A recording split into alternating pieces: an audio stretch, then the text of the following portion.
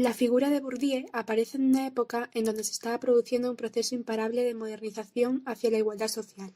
Sin embargo, a pesar de este creciente proceso de igualación, surgieron nuevas diferencias, nuevos modos de privilegios, de poder y de discriminación. Y es que durante la década de los 60 se produjeron grandes transformaciones en el mundo en todos los aspectos, a nivel social, político, económico y cultural. Bourdieu fue uno de los personajes más influyentes y controvertidos de la sociología de la segunda mitad del siglo XX. Su pensamiento crítico ha calado en la perspectiva de muchos sociólogos actuales. Una de sus obras más destacadas fue La Distinción, obra de gran importancia para los profesionales de la educación. El concepto central de la teoría de Bourdieu es el capital, y basándose en las ideas marxistas criticó la dominación de las clases altas en la educación no solo a través de su capital económico, sino también del cultural y social. Bourdieu se muestra contrario a las teorías que afirman que la escuela enseña la cultura de la sociedad. Más bien, considera que lo que se enseña es la cultura de un grupo social determinado por una posición de poder. Desde su perspectiva se muestra la lucha de clases y la reproducción social y cultural por la que han atravesado diferentes generaciones, poniendo el énfasis en el dominio de la cultura hegemónica sobre las oprimidas clases proletarias. Bourdieu construye su teoría aportando un pensamiento crítico basado en las influencias de autores como Marx, Durkheim y Weber. Con respecto a la educación, su interés se centró en la relación existente entre la escuela como principal institución que puede dar lugar a las diferencias sociales, el capital social y cultural como principales factores que contribuyen a la formación de estas desigualdades, y la dominación, es decir, el poder que ejercen los individuos a través de su capital social y cultural.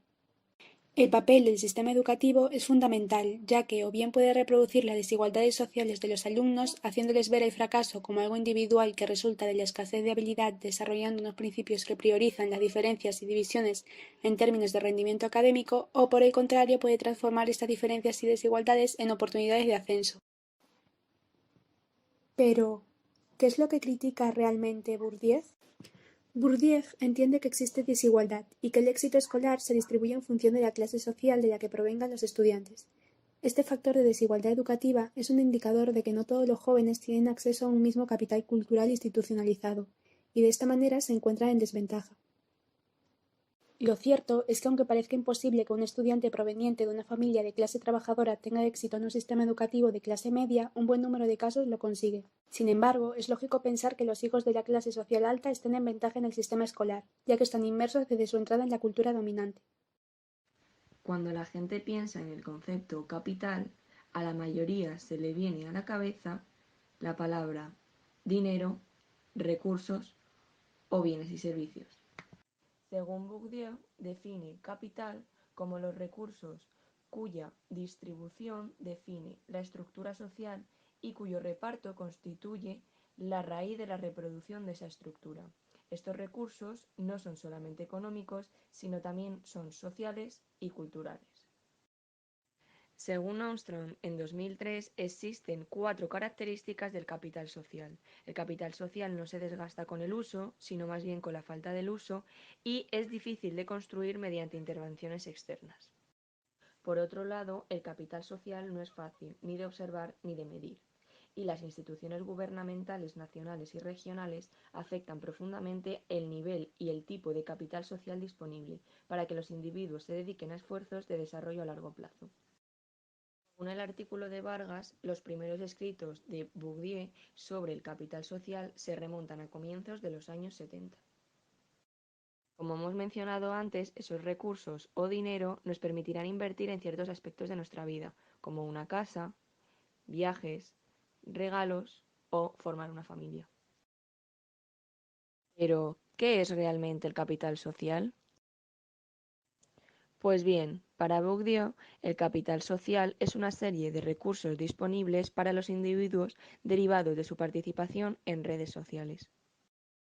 La acumulación de recursos potenciales o reales que están relacionados con la posesión de una red perdurable de relaciones basada en el conocimiento y reconocimiento mutuo brinda a cada uno de los miembros el respaldo capital. En consecuencia, el volumen del capital social poseído por un agente dado depende del tamaño de red de conexiones y del volumen de capital que posea. Las redes de relaciones son producto de estrategias de inversión. Pueden ser individuales o colectivas, conscientes o inconscientes, que buscan establecer o reproducir relaciones a corto o largo plazo. Por otro lado, otro concepto relacionado con el capital social es el capital cultural. Según Bourdieu, el capital cultural se trata de una hipótesis para dar cuenta de las diferencias en los resultados escolares de estos niños en relación con la distribución del capital cultural entre clases. También argumenta que los modelos escolares no son neutrales, ya que el sistema educativo privilegia a los grupos sociales dominantes de esa época y estos imponen su forma de currículum, su forma de evaluación y la práctica en el aula. Las desigualdades en la escuela según Bourdieu. Bourdieu establece que las prácticas educativas se ven influenciadas y afectadas por la comprensión de tres tipos de esquemas, que son los esquemas cognitivos, valóricos y afectivos. A partir de la comprensión de estos tres esquemas surgen dos procesos, que son la memorización y el aprendizaje. Bourdieu afirma que según la situación socioeconómica, el comportamiento cultural puede ser de dos tipos.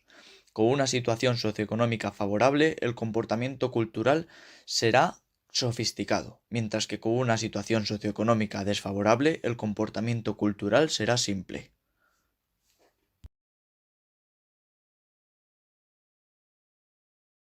Existe una lucha simbólica dentro del ámbito educativo. Esta lucha es provocada por el llamado arbitrario cultural, que juzga y valora las producciones y las acciones culturales, dividiendo a la sociedad en dos clases sociales, la clase social dominante y la clase social dominada. Ambas clases se enfrentan en esta lucha simbólica. El sistema educativo es muy importante, ya que provoca desigualdades sociales. Las desigualdades se deben a dos factores, la distribución de ayudas y la distribución de capital. Estas desigualdades tienen una relación directa con los resultados que tendrán los alumnos del centro, provocando dos situaciones, éxito escolar y fracaso escolar.